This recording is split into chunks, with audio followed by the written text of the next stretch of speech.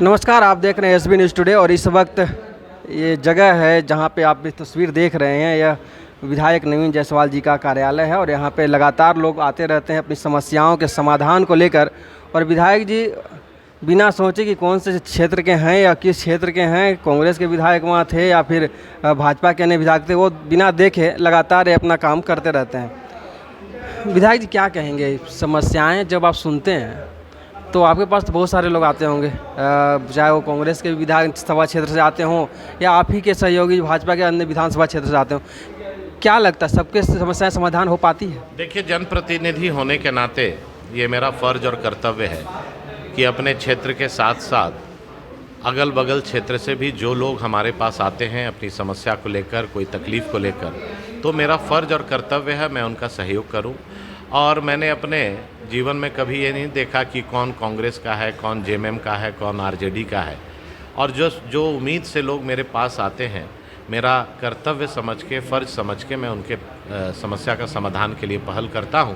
और ये आप जो जनता दरबार देखते हैं, ये सुबह 9 बजे से 11 साढ़े 11 बजे प्रतिदिन 365 दिन जनता जानती है कि इस समय विधायक जी अपने कार्यालय में उपस्थित रहते हैं और बिना कोई अपॉइंटमेंट और बिना कोई रोक टोक का जनता हमारे पास आती है, अपनी समस्या बताती है और इमीडिएट जितना हो सकता है मैं उसका समाधान का प्रयास करता हूं। इसलिए कि अगर इसको मैं टालने लगूंगा तो ये मेरा घर छोटा हो जाएगा और जनता का लाइन आगे तक रहेगा।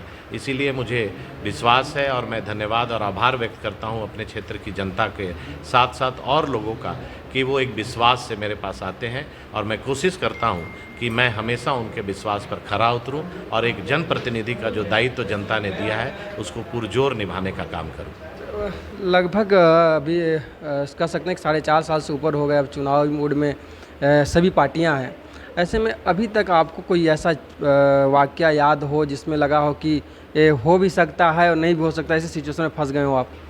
देखिए, कई मेरे क्षेत्र की सड़क की समस्या है जो कि हम लोग लगातार 5 साल से प्रयास कर रहे हैं। कई जगह स्थिति जर्जर है और वहाँ के लोगों को काफ़ी परेशानी हो रही है, लेकिन वर्तमान सरकार भेदभाव कर रही है, हमारे क्षेत्र के साथ सौतेला व्यवहार कर रही है। इसलिए कि मैं भाजपा का विधायक हूँ और वहाँ पर जानबूझकर टेंडर को लटकाना, अटकाना, उसको लंबा खींचना ताकि मेरी बदनामी हो। लेकिन क्षेत्र की जनता जानती है कि नवीन भैया हमेशा ईमानदारी से प्रयास करते हैं और रोड नहीं बने या रोड में समस्या हो उसमें विधायक जी का कोई रोल नहीं है, ये सरकार का रोल है, ये सभी कोई जानते हैं। अभी आप देख रहे होंगे कि आज से 5 साल पहले हम लोगों ने विस्थापितों के लिए आवास बनाया था 400 घर जगन्नाथपुर में। सरकार, कांग्रेस जेएमएम की सरकार ने उनसे वादा किया था चुनाव 2019 में कि सरकार बनेगी तो एचईसी का जो अतिरिक्त ज़मीन है, अनयूटिलाइज्ड लैंड है, वो ज़मीन को वापस रैयत को करेंगे। ना ज़मीन मिला, ना घर मिला। तो सरकार जो कांग्रेस और जेएमएम की है, इसके करनी और कथनी को जनता जान गई है। आप देखिए कि 72,000 रुपया का वादा करके हर साल देने की बात करके 5 साल में 3,60,000 जहां हर परिवार को देने का बात कहे, अभी 1,000 का झुंझुना लेकर आए हैं और फिर ठगने के लिए एक नया फार्मूला लाए हैं। उसी तरह लोकसभा चुनाव के पहले अबुआ आवास के लिए हर पंचायत में 2,000-3,000 लोगों का लाइन लगवा दिए। अब 3,000 लोगों के जगह में 30 लोगों को। अरे भैया, जब आपको 50 लोग को देना था तो आप मुखिया को अधिकृत करते, वार्ड सदस्य को अधिकृत करते, पंचायत समिति को अधिकृत करते कि अपने अपने वार्ड से, अपने अपने पंचायत से आप 50 लोगों का नाम चिन्हित करके उन गरीबों को देने का काम करते।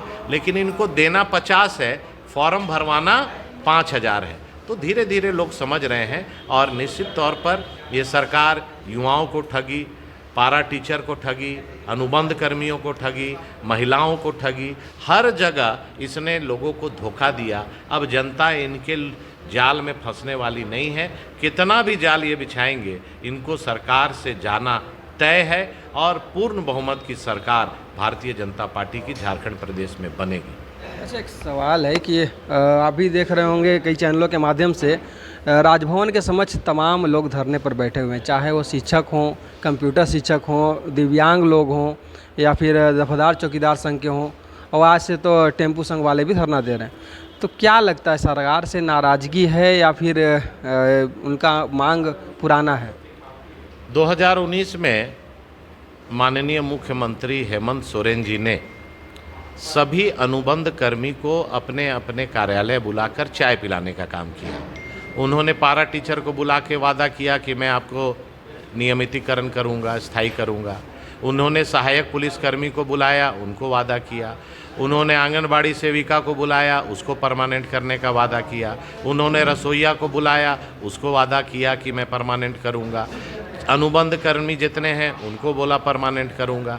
तो निश्चित तौर पर जो सरकार ने घोषणा की और उसने वादा किया, आज वादा खिलाफी अगर सरकार कर रही है तो लोग धरना देंगे ही, प्रदर्शन करेंगे ही, और उनको याद दिलाने का काम कर रहे हैं कि आपने जो वादा किया उसको पूरा कीजिए।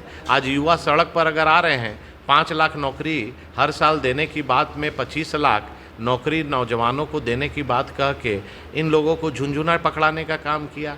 1932 का खतियान आधारित नियोजन नीति बनाने पर सरकार आई और अभी तक स्थानीय नीति, नियोजन नीति नहीं बनी। तो कहीं ना कहीं हर वर्ग ठगा हुआ महसूस कर रहा है, और मुझे विश्वास है कि आने वाले समय में सरकार को और हेमंत सोरेन और कांग्रेस की गठबंधन और ठगबंधन की सरकार को जनता सबक सिखाएगी। एक आखिरी सवाल, कल जो कांग्रेस के विधायक हैं राजेश कच्छप हो गए थे मिलने राजभवन। जब मैंने उनसे सवाल किया कि आपके पास इतने सारे लोग नाराज़ हैं, तो उन्होंने साफ तौर पे कहा कि ये भाजपा का देन है, वो गड़बड़ करके चली गई है, अनुबंध पे रख के चली गई है, उसको सुधारने का काम हम कर रहे हैं। भाजपा का देन यही है कि भाजपा ने अनुबंध के आधार पर लोगों को यहाँ पर जन्म दिया, लोगों को नौकरी दी, और जब भारतीय जनता पार्टी ने अनुबंध कर्मी का जन्म किया है तो उसका समाधान भी भारतीय जनता पार्टी करेगी। हम लोगों की सरकार आ रही है और इन सारे विषयों को लेकर मुखरता के साथ हम लोग उसका समाधान निकालेंगे। धन्यवाद। तो आप देख सकते हैं, एक तरफ जनता दरबार लगा है, लेकिन राज्य की जनता से अपील करते हुए उन्होंने साफ तौर पर कहा कि जिस चीज़ को मान के चले हम अनुबंध को लाए हैं तो उसको ठीक करने का काम भी हम ही करेंगे, वो भी तब जब हमारी पूर्ण बहुमत की सरकार आएगी। और इनका पूरा विश्वास है कि हमारी पूर्ण बहुमत की सरकार अगले चुनाव में ज़रूर आ रही है।